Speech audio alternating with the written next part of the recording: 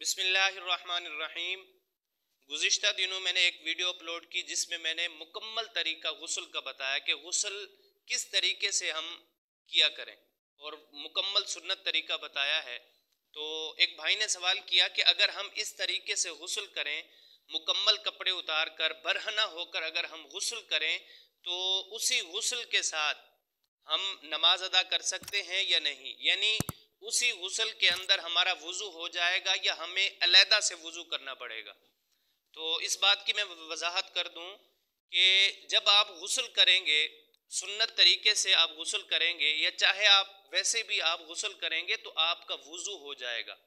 चाहे आप बरहना होकर गुस्ल करें या आप कपड़े पहनकर, आप शलवार पहनकर या कोई चीज़ भी आप कपड़ा बांध कर गुस्ल करें, आपका वज़ू हो जाएगा। क्योंकि वज़ू के अंदर 4 फ़र्ज़ हैं।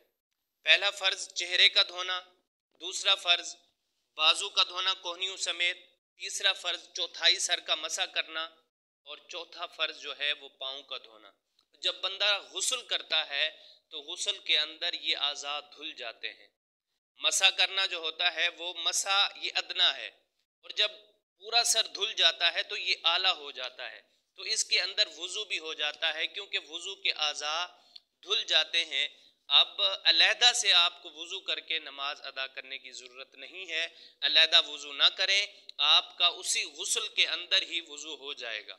और अगर हाँ आप अलहदा से वज़ू करना चाहते हैं तो आप अलहदा से वज़ू भी कर सकते हैं, लेकिन आपका वज़ू हो चुका है गुस्ल के अंदर। बाज़ लोगों का ये ख्याल है कि बरहना हो जाएं या कोई हमें हमारी शर्मगाह को देख ले तो वज़ू टूट जाता है। ये ख्याल बातिल है। किसी के देखने से या बरहना होने से वज़ू नहीं टूटता, वज़ू बरकरार रहता है। हाँ, अलबत्ता अपने आप को छुपाना चाहिए, लोगों से छुपाना चाहिए, बरहना नहीं होना चाहिए। उम्मीद है मसला समझ आ गया होगा। अल्लाह पाक अमल की तौफीक अता फरमाए।